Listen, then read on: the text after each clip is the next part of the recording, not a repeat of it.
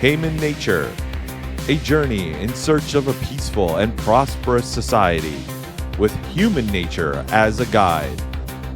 Led by your host, Adam Heyman.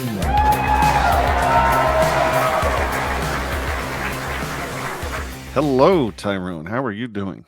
Hey, what's up, buddy? Doing great, man. Good to see you again.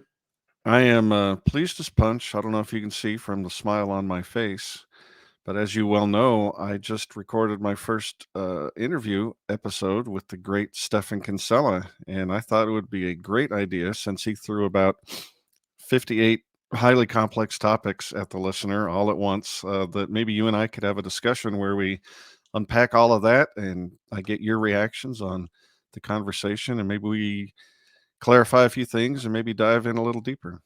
Yeah, I thought it was an awesome interview. I just watched it myself. A nice work on that. Stephan Kinsella is a personal hero of mine. Um, he's directly influenced my philosophical way of thinking about many topics. So I was super excited when you told me that you were going to be interviewing Stephan as your very first interview guest on the show. So I think that's great. However, like you said, you packed a lot of stuff into that 1 hour interview. And I think for people like you and me who are well versed in this type of material, I didn't really have any questions. There wasn't a whole lot that I didn't understand. But thinking about it, perhaps from a more lay person, or if this is your first time coming at this material, there might have been some scary terms in there like scarcity and evenly rotating economy and intuitionism and stuff like that. So there's a lot to unpack that I think you didn't have time to get into in more detail during our interview. So for the sake of those who just listened or watched the interview, I think we could spend a little bit of time parsing through some of those terms. So to begin with, you guys talk about scarcity sort of right off the bat. So why don't you clarify the idea of what scarcity means in the sense that you were talking about? Yeah, well, it's a very important economic concept. Obviously, the whole field is devoted to how we humans use scarce resources to satisfy our infinite needs.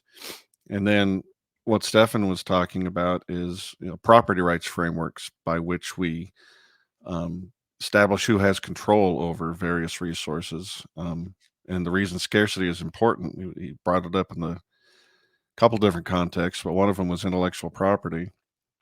And it was important to recognize that physical things that only one person can, own and direct, or maybe a group under a contract basis, those things are scarce things, like capital goods and food in your house and your clothes and a road even, or a factory. And it's just an important distinction he was making between actual physical things that exist in the universe that are scarce, bricks and potatoes and whatnot, and ideas, which by their very nature are not scarce. I can have it in my head, and as soon as I tell it to you, I haven't lost it. It's only gained. You've gained that idea, and I've lost nothing, except maybe that you now know something horrible about me, depending on what I said. Oh, and I know all the horrible He knows things. all the things. So scarcity is just a critical concept in a lot of different intellectual arenas. And I know Stephan talked in great detail about some of the higher order effects of scarcity. But yeah, I wanted to say something a little bit more clear. Yeah, so I think the key point here is, and this is something that once you get it, you get it. But it does take sort of that light bulb moment, or a little bit of time for these concepts to sink in. So if you're new to economics in general, but in particular the Austro-libertarian school of economics, they use terms that are common in the English language, but for very specific alternate meanings. What I mean by that, to make it perhaps less clear, is that in common parlance, just everyday when you're out and about speaking with people, you use things like scarce resources. So in that sense, people think of them as there's only they're rare. So I think people equate scarcity with rarity, and that is not what we mean when we're speaking in economic terms. For sure. In economic terms, everything is scarce. Yep. Everything. So you go to the grocery store and you say, well, what do you mean? Coca-Cola isn't scarce. There's a million cans of Coke on the shelf. It's scarce in the sense that a can of Coke can only be drunk by one person at a time. So you and I can't drink the same can of Coke at the same time. So in that way, it's a scarce resource, or it's a scarce item. It's a Because pretty big supermarket you just referenced with that million cans of Coke. But right, it just right, goes to right, show right, that right, even with that number, right, right, there's 8 billion people on the planet. Not everybody gets a Coke. right. So the idea is it's not that it's rare, Right. it's that it can only be used by one person at a time. Unlike the contrast to that, an idea, Right. which can be used by multiple people simultaneously. So the example I've heard Kinsella use many times before in his other shows. Suppose we both want to, for example, my wife and I, we only have one car. We just have one car. So both of us can't use the car at the same time. It's a scarce resource. There's billions of cars in the world, but our car, the one we own, can only be used by one of us at a time. So And it's scarce. interestingly, yeah, for sure. And interestingly, as you'll see in the first chapter of any economics textbook worth its salt, is that concept of scarcity exists even if there's only one person in the universe. Right. If you're alone on the desert island and you got 5, I don't know, bottles of water or whatever, you can't use each bottle for anything but one thing. You can't use the same amount of water that you use to drink to also clean your fish, or I don't know what you use bottles of water for. But the point being that you have to decide where to allocate your scarce resources, because you have infinite desires for things to do with bottles of water, and you only have X number of them. Right. And also, scarcity applies to time. So even though time isn't something you can physically hold in your hand, like a bottle of water, time is scarce. You can only take so many actions at one time. I can't drink a bottle of water and a bottle of beer at the same time. Yes, you I have can. to. Actually, I did that once Okay. in Okay. college. Well.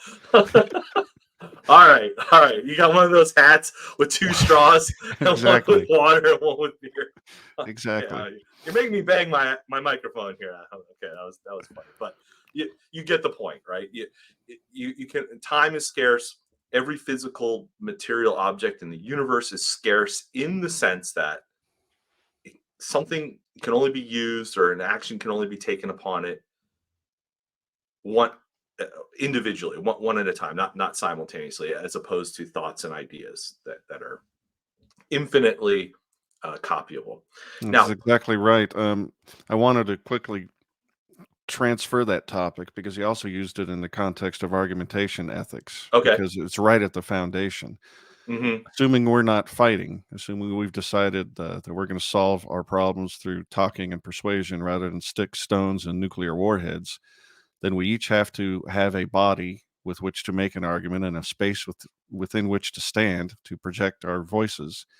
And so it underscores the fact that we have to take as an axiom that we own our own bodies and at least a little bit of space to exist in, because otherwise I have to fight you for yours. Right. So part of the um, initial starting conditions that are necessary for having a discussion, an argument, is a basic understanding and acceptance of property rights. And once you accept that, it's the whatever the opposite of poison is, poison pill, that from which the corpus of libertarian property rights theory naturally is rolled out, is spun out. And it's a critical concept. It's a key concept. It's a brilliant concept. And it was great to hear Stephan Kinsella talk about it deeply and philosophically. So I can't emphasize this point enough. People admit, why are they talking about scarcity and this economics thing or whatever? It's because it's the key to the entire libertarian ethical philosophy that you and I subscribe to. As Stephan said, we all use the non-aggression principle as a shorthand, but Mhm. what that's a shorthand for is a proper libertarian understanding of what property rights are, Right. because that is the key to help you decide conflicts over, again, scarce resources, and because that's not a it's not an automatic thing to figure out. You can be confused about who owns what and why they should be owning it, and that's why it's so important to develop a robust, vibrant theory of property rights. And Stephan Kinsella's done a lot to articulate that. Yeah. I think if I could sum it up in one sentence to maybe my friend, I'm going to a birthday party later this afternoon with an old college buddy. Um, he doesn't know much about politics or philosophy. It's not really his thing.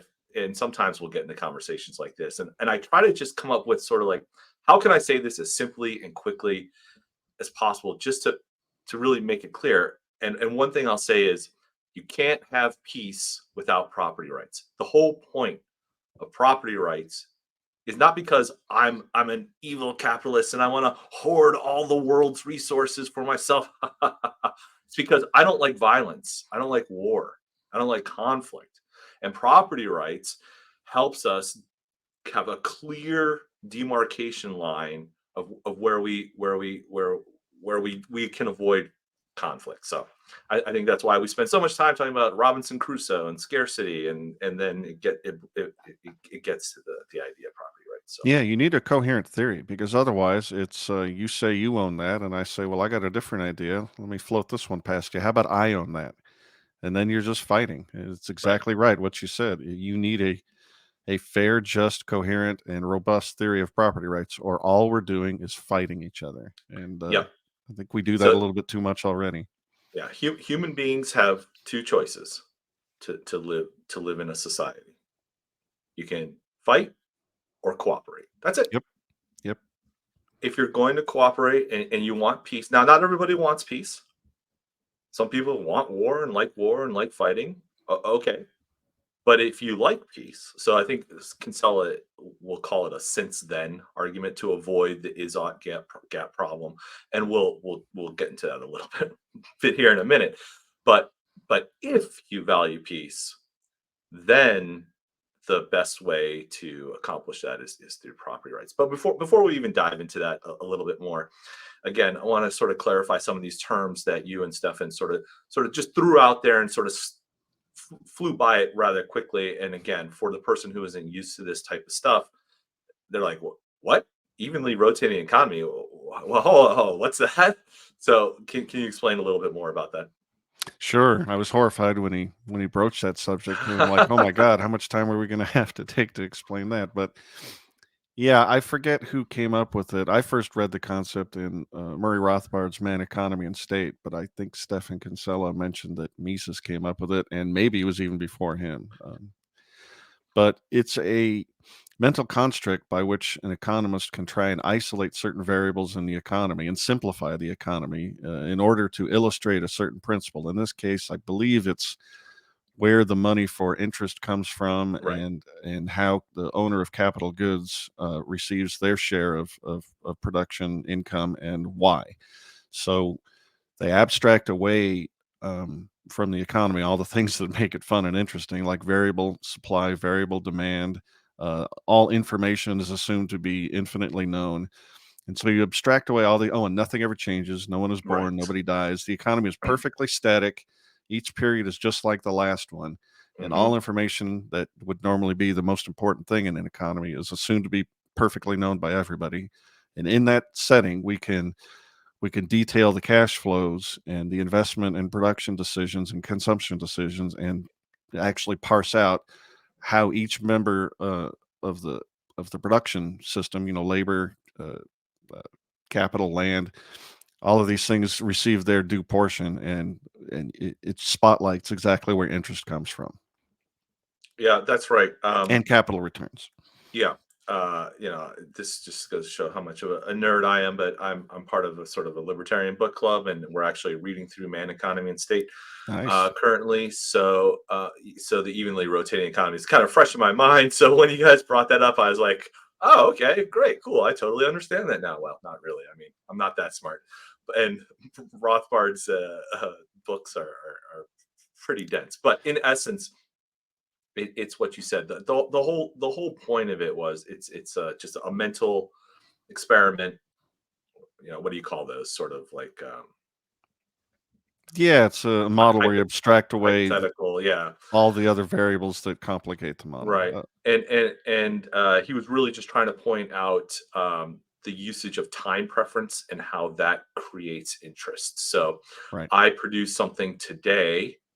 If I hold on to it for a year and then sell it, I can sell it for a higher price than if I sell it today, because I want the money sooner than I want it later.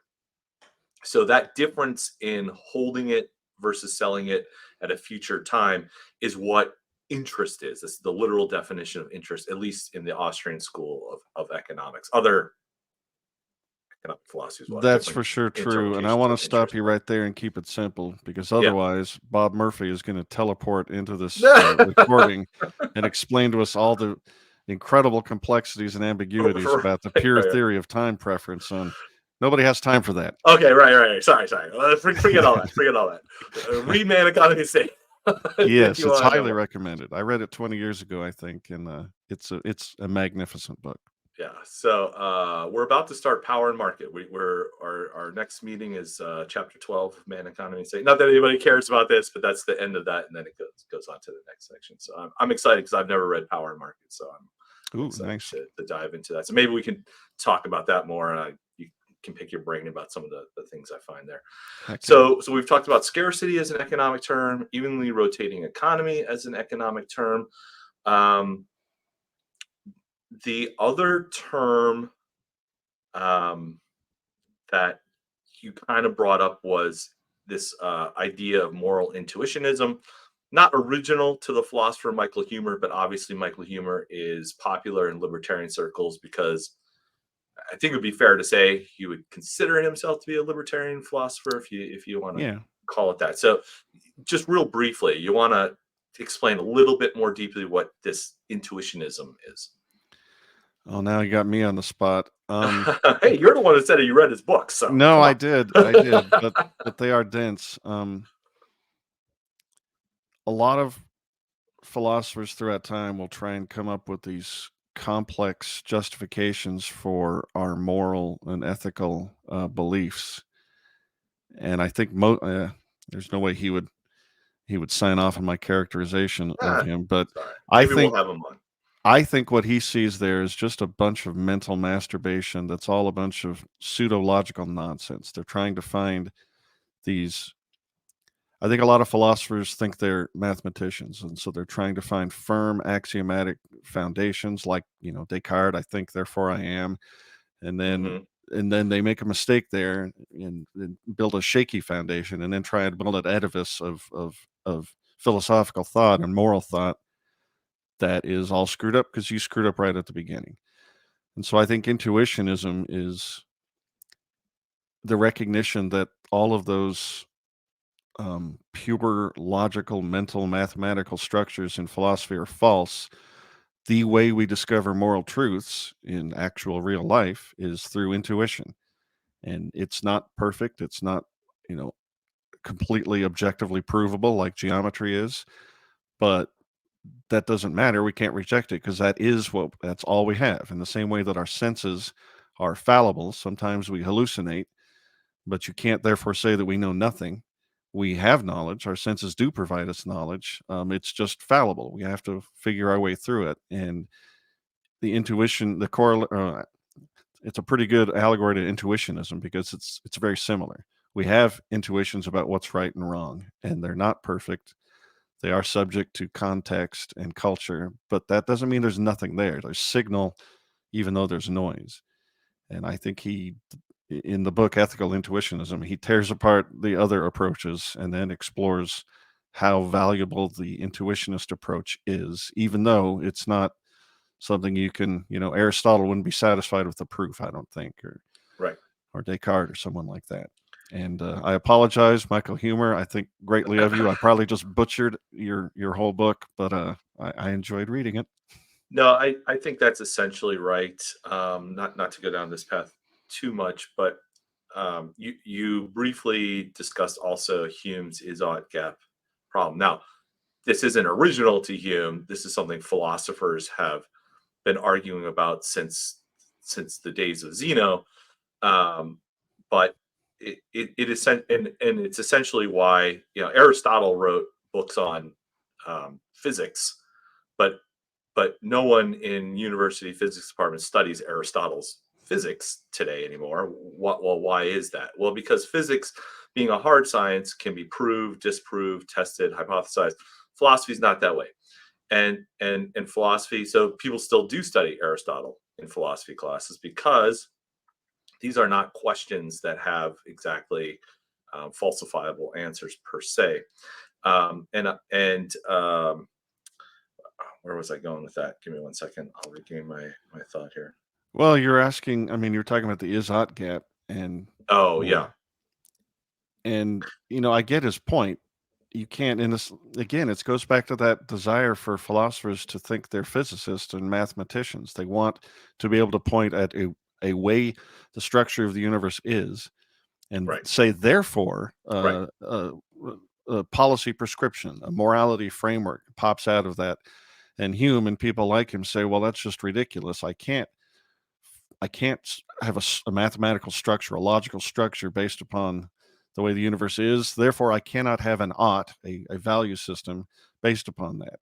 And I get his point, but I think he's wrong. He's making the same error in insisting that if we don't have perfect logical knowledge in the way a mathematician does, then we have no knowledge. And I just think that's nonsense. If you have an ethos where every time a baby is born, you eat that baby, that is worse for your society than if you instead have an ethos, a value system by which you raise that baby and make him a productive member of your society. And even though our intuitions about morality aren't perfect, they're fallible, they do provide a direction, even if we don't know exactly what we're pointing to. We know it's not behind us where cannibalism lies. I mean, there are some things that are, I hate to use the word objectively, but there's some things that are objectively bad for us as a species in this environment, and some things that are objectively good. And we don't know all the things, but there is a directional signal there. And I think Hume and other philosophers like him, because they were only interested in the logical proofs, I think they screwed that up. I think they made a mistake. So I was a philosophy major in college, so that probably screwed me up more than any goddamn thing in the world. I wasn't a major, but I took a lot of philosophy classes, and I was bewildered by them. Yeah. So if you don't mind indulging me just here for a second, here's why I'm going to agree with Hume. Now, I don't agree with Hume on any of his other things. So Hume was a complete Platonist. He did not think that this world was real. He did not think it was possible to know anything. So Plato's very famous statement, "The only thing I know is that I know nothing," would have applied to Hume. He says, this is all fantasy world. We're living in a dream, or it's an illusion, or whatever. Okay, fine, whatever.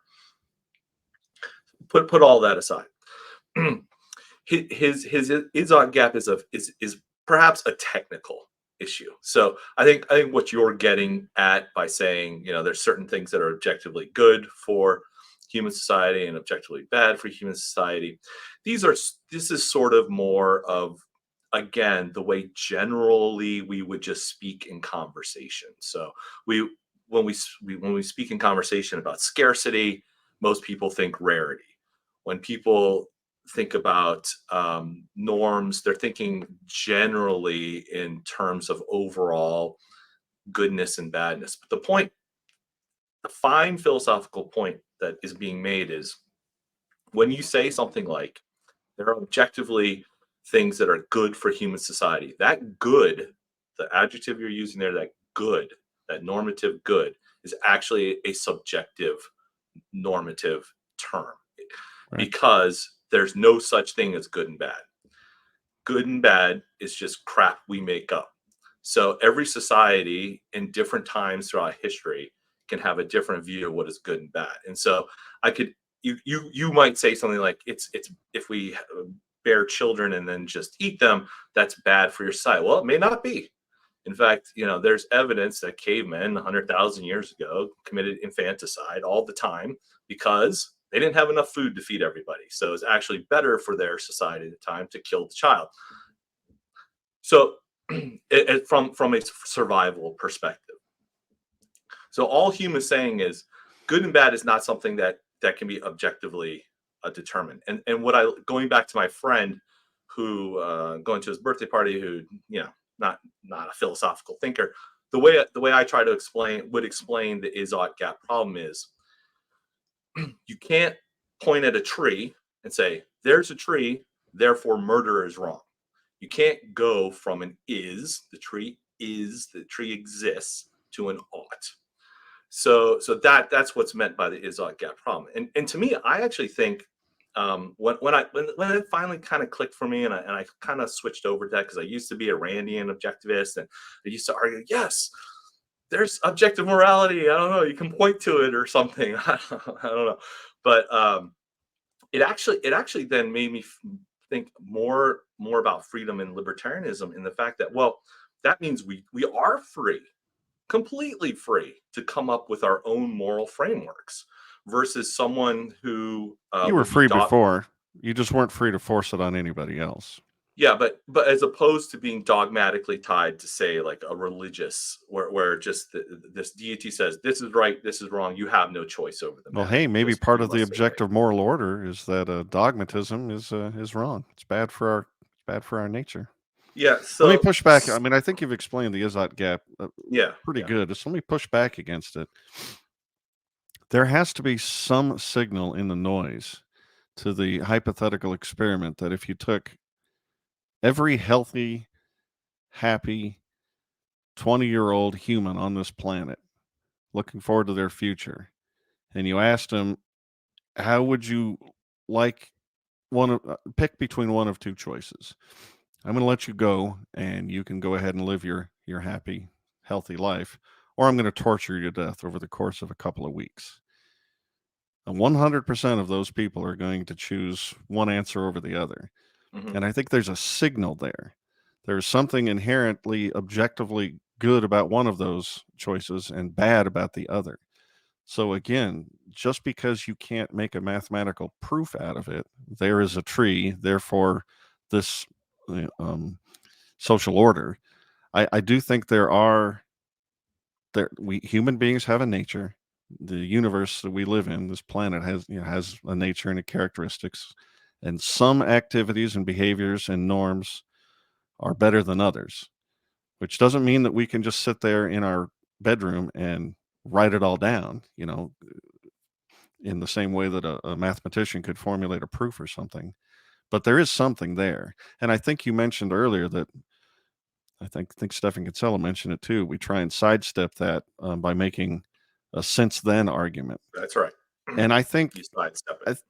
I think when you're doing that, you're doing the exact same thing I am. You're just making up a move in between. But we all know what we mean by the since. It's since we value human flourishing, then we want libertarianism and property rights. And I just think we should quit pretending that one of those things isn't better than the other.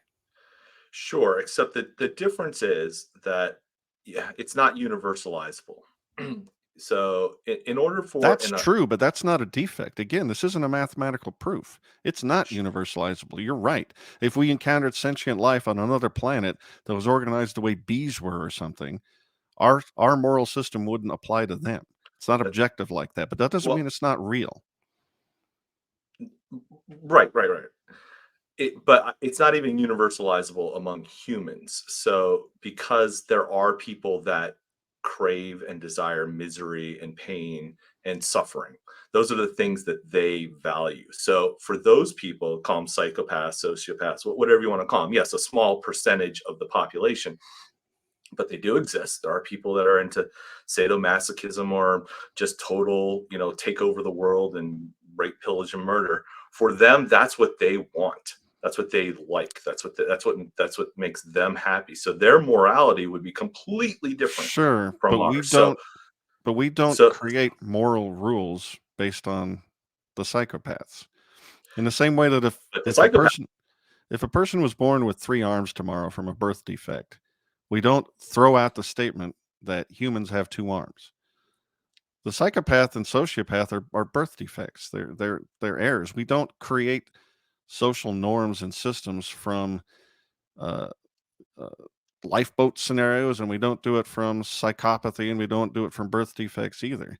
Again, it's not a mathematical logical structure that's purely definable and provable.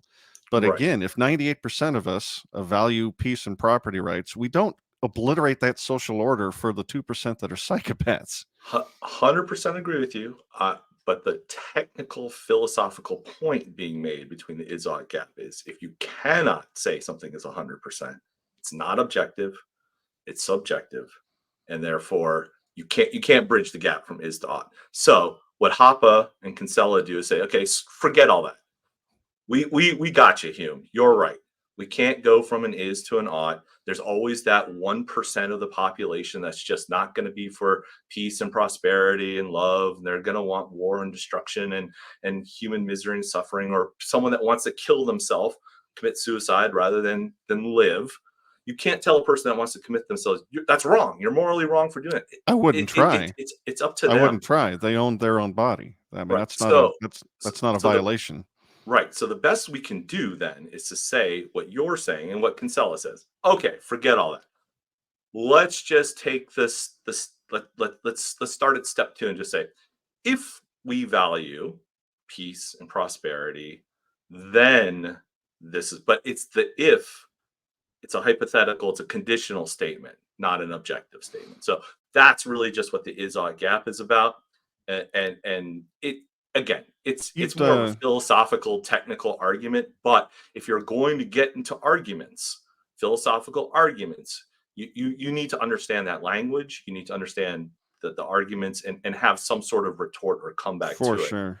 I think and the comeback is to skip the step and just say since then and move on with your life. I think, Tyrone, you've done a really good job of delineating that difference, and I don't think we're going to solve it. But I do recommend highly that people check out Michael Huemer's work. Maybe we'll throw a couple links in the show notes or the description.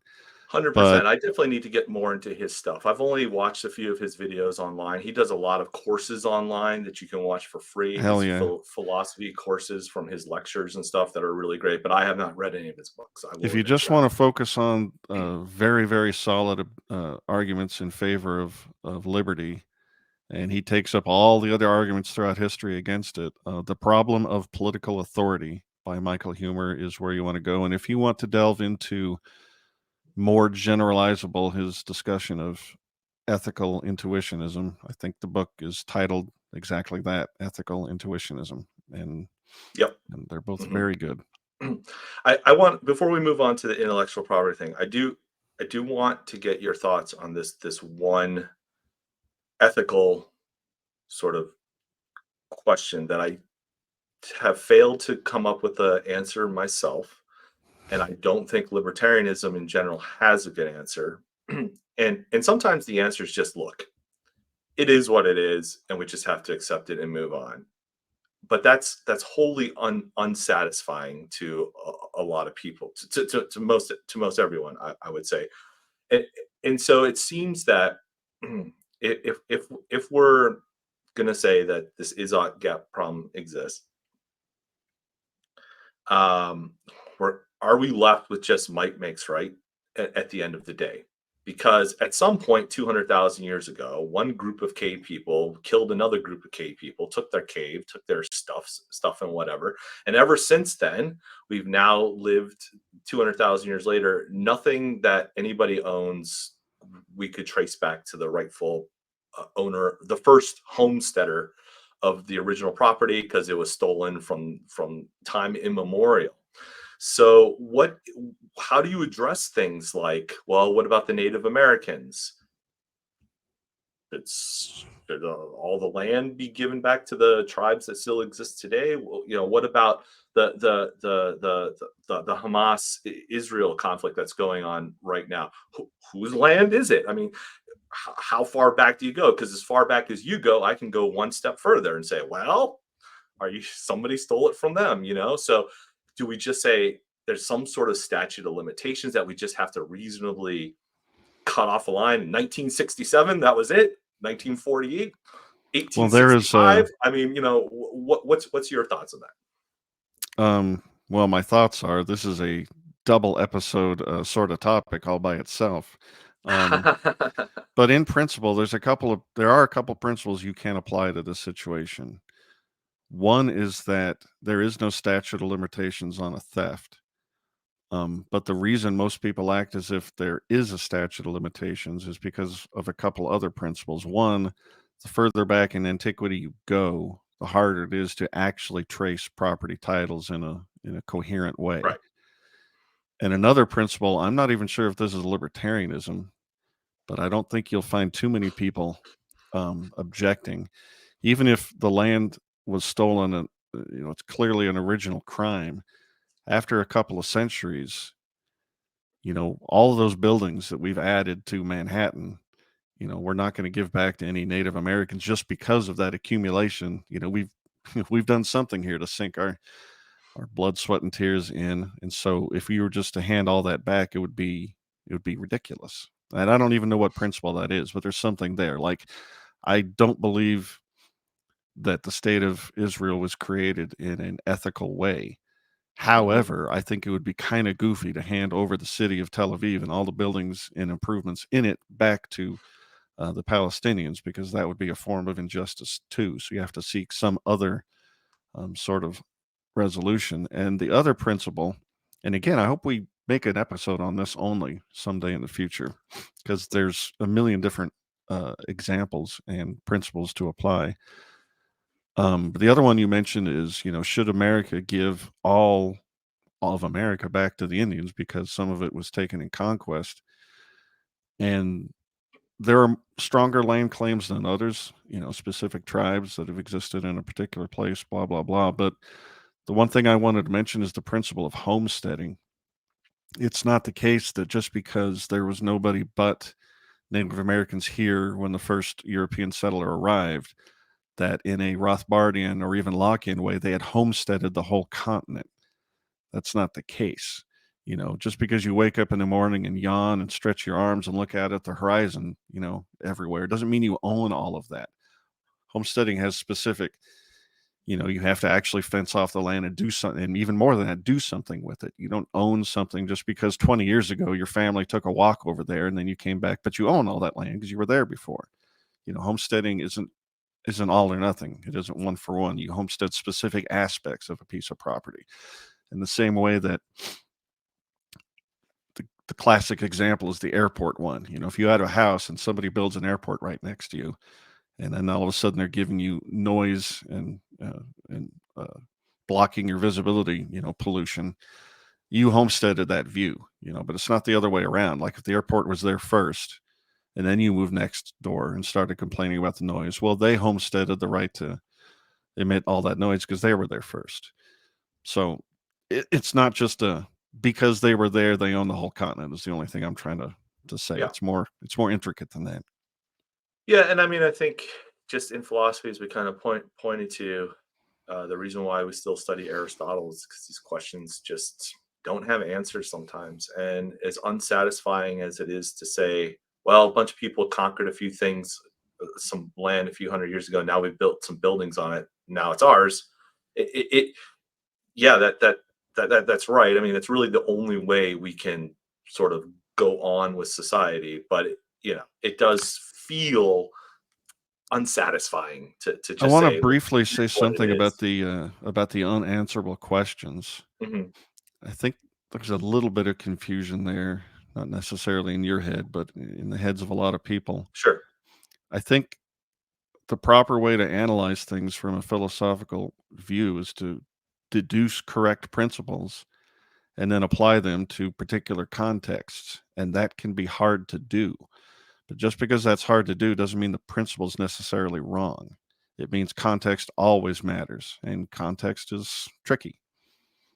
Yeah, so I think let's turn this into another episode because I'm about to go down the Walter Blockian path of the Yep. grandfather's wristwatch story, but Yep. let's move on. We're already getting up on time. We really haven't even talked about intellectual property, which which was the real mind blowing thing to me when I first sort of read Kinsella stuff and listened to him speak. So how many years ago that was, but it was definitely late in my libertarian philosophy. Like I said, I was mostly probably closer to an objectivist, and Rand was I went hard. through that. I went through that phase. Yeah. Yeah, I mean, all libertarians do, but she was hardcore copyright and intellectual property and things like that. And so I was just like, well, yeah, of course that makes sense. And then Kinsella just blew that away, and I'm like, oh, so obvious. Sometimes you feel kind of stupid once an idea kind of clicks. Like how could I have believed that this whole time? But I think Never, it's what never feel stupid. I mean, yeah. none of us came out of the womb, knowing everything. And Ayn Rand, by the way, is brilliant. Oh yeah, She 100%. wasn't right about absolutely everything, but Right. I don't disagree with her general approach. Again, she's a system builder based on the concept of natural rights in the same way that Murray Rothbard. And I think that's a noble endeavor. That's part of the project I'm working on in my own small way. And she was just wrong about some stuff, Yep. Tap dancing isn't the objectively best form of dance, and the tiddlywink music. That's Tiddlywink not the music. objectively best form of music. And she was wrong about property rights, but I was wrong for Yeah. again, as I mentioned in the interview with Stephan. I highly recommend you read not only his book Against Intellectual Property, but also that companion piece we talked about a lot, Against Intellectual Monopoly. And once you do, you'll have you might not have your mind changed, but it will be blown in very good ways. And one thing I didn't get into in the episode with Stephan is I wanted to point out that although copyright and patent would not exist in a libertarian legal order, Right. any protections you got along those lines would have to be contractual, not legislative. Right. The one area where it would look almost identical is trademark. You still would not be able to open up a burger joint and call it McDonald's and make it look like a McDonald's and not get into trouble. The difference is it won't be the McDonald's corporation that has an action against you. It'll be every person who walked into your joint thinking they were getting a McDonald's, because you're committing a form of fraud on the customer. You can't just go in and pretend to be somebody else and not think you're committing a harm. The error is in calling that an intellectual property violation rather than a fraud violation. And I think Stephan would back me up on that distinction. That's an interesting one. Trademark. I'm so hesitant to go down that road a little bit, but I mean, in general, I agree with you. I'll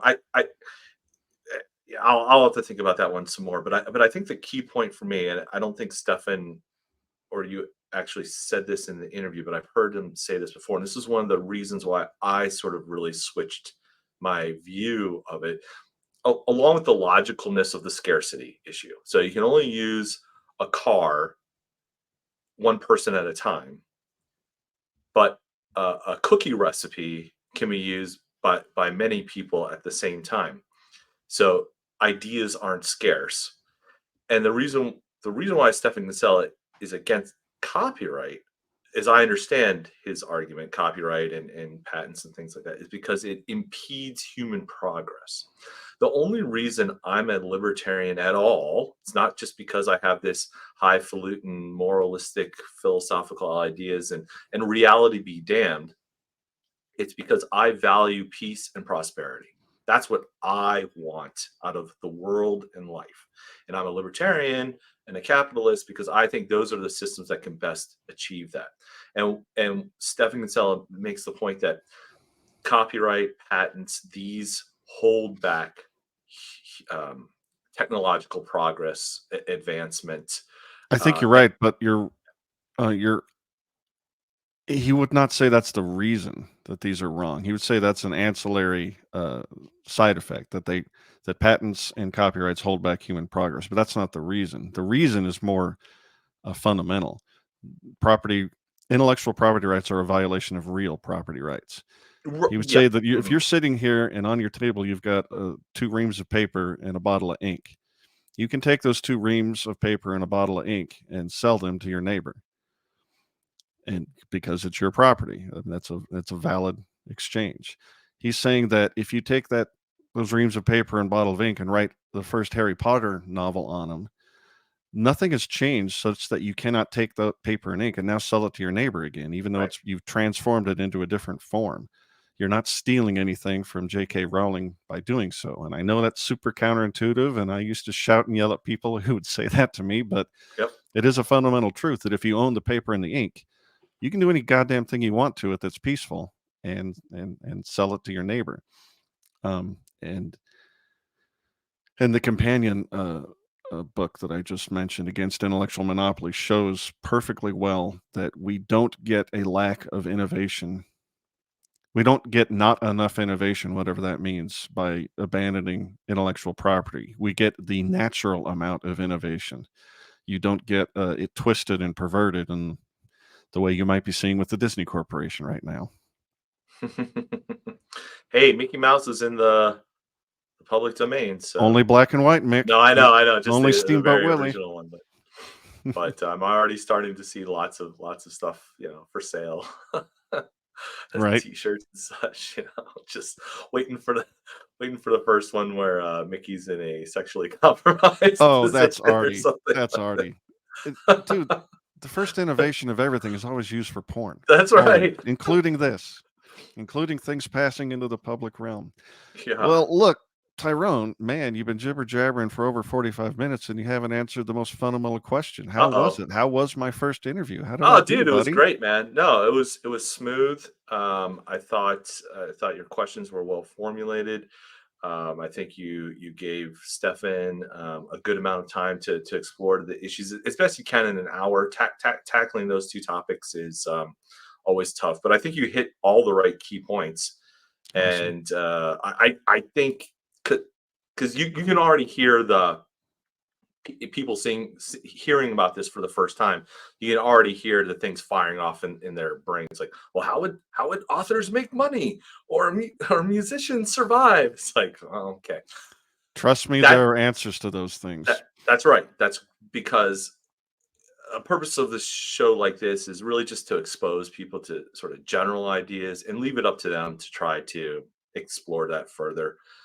You can take it on faith from us that intellectual property is a bad idea, or go figure it out for yourself. But no, it was a great interview, man. I can't wait to see who you're going to have on next. So we're looking forward.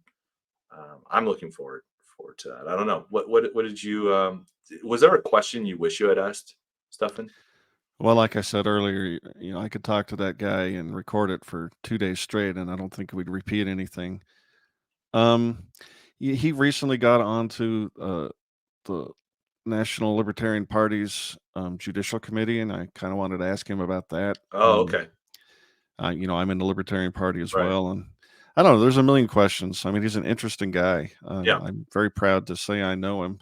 Every time I get together with that guy, it's always a very interesting time. So I hope people enjoyed it. If he ever goes out to visit you out in Vegas, let me know. I'll fly out and we'll have a few drinks or something. I would love to meet him in person. I've never met him. So. Hell yeah, brother. All right, man. Anything else you want to say, or should we wrap this up? No, I think let's wrap this up. So thanks for all those questions, and thank you everyone listening and watching, and we'll see you again.